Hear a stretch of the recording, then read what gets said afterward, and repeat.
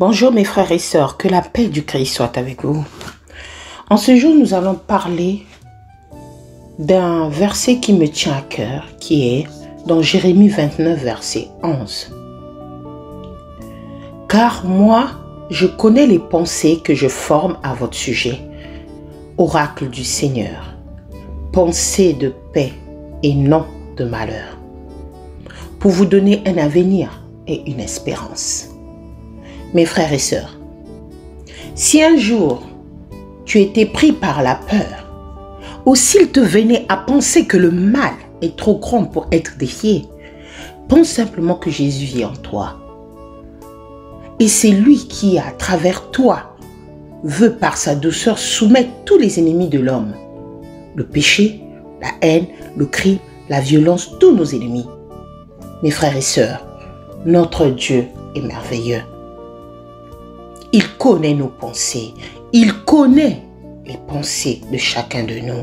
Il connaît ce qu'il a prévu pour nous, mes frères et sœurs.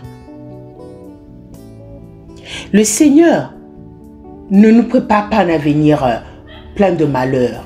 C'est l'ennemi qui veut que notre avenir soit rempli des obstacles et de malheurs.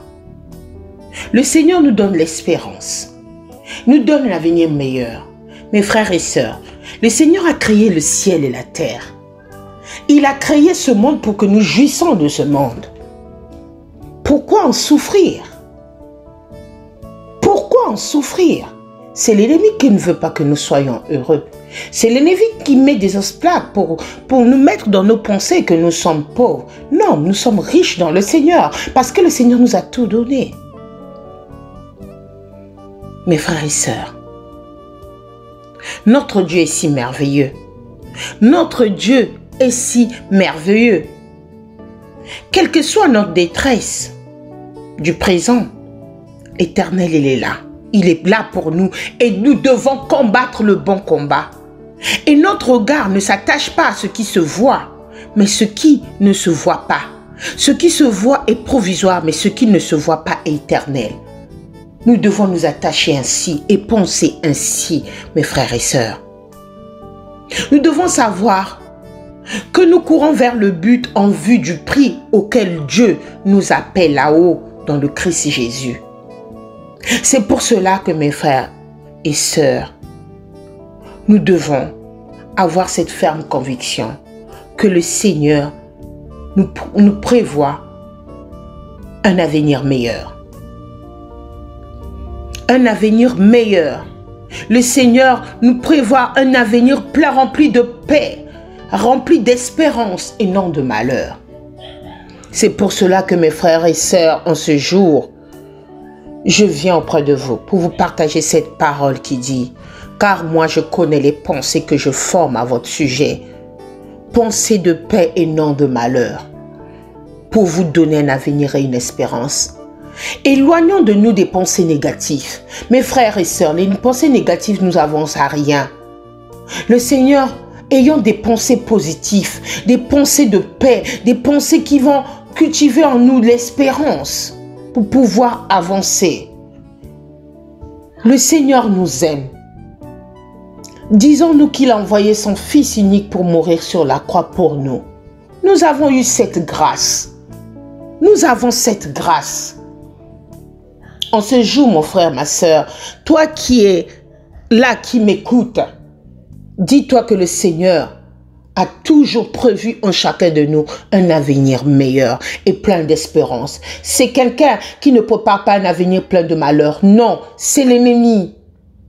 Tout ce que nous rencontrons dans notre vie, mes frères et sœurs, c'est l'ennemi qui veut que ça se passe ainsi. Mais si le Seigneur nous fait passer dans ces obstacles, c'est parce qu'il sait pour affermir notre foi, pour voir l'avenir meilleur. Mon frère, si tu as un projet, fonce sur ton projet. Ne regarde pas en arrière. Ne te dis pas, mais comment je vais atteindre ce projet? Je n'ai pas ce moyen. Non. Commence ton projet et le Seigneur mettra sa main et tu verras. Il fera sa volonté.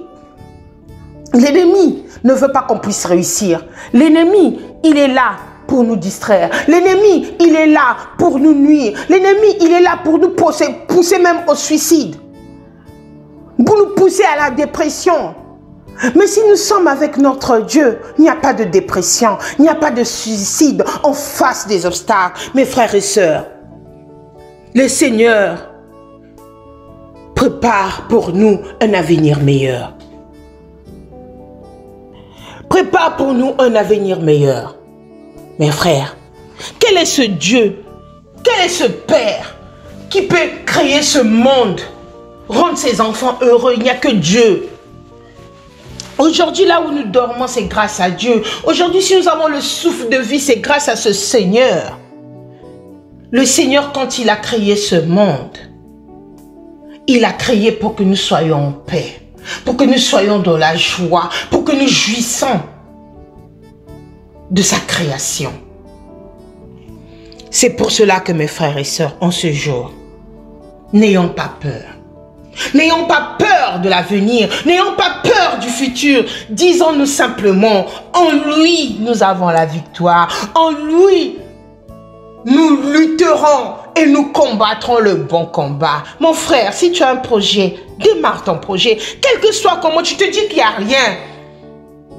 Mais le Seigneur, il est là. Là où tu es bloqué, c'est là où Dieu va agir. Là où tu te dis, ah, mais comment je peux faire? C'est impossible. Mais c'est Dieu, c'est possible. Car le Seigneur veut que nous soyons en paix. Ma soeur, si tu n'es pas en paix, ce n'est pas Dieu. Mets la paix dans ton cœur. Montre à l'ennemi, quels que soient les obstacles, quelle que soit la tristesse, tout ce qui peut envoyer dans ton cœur, tes pensées négatives là, éloigne-toi de ça. Éloigne-toi. Nous devons avoir la foi. Mettre notre espérance dans le Seigneur. Car il est la première vertu, la vérité. Notre Dieu pénètre en nous dans sa lumière et son mystère. Laissant entrer le soleil dans notre âme. Laissant rentrer le soleil de notre Seigneur dans notre âme pour pouvoir jouir abondamment de ce qu'il a mis sur nous sur terre, afin que nous ayons une vie meilleure et pleine d'espérance. Que notre Seigneur nous bénisse tous. Amen.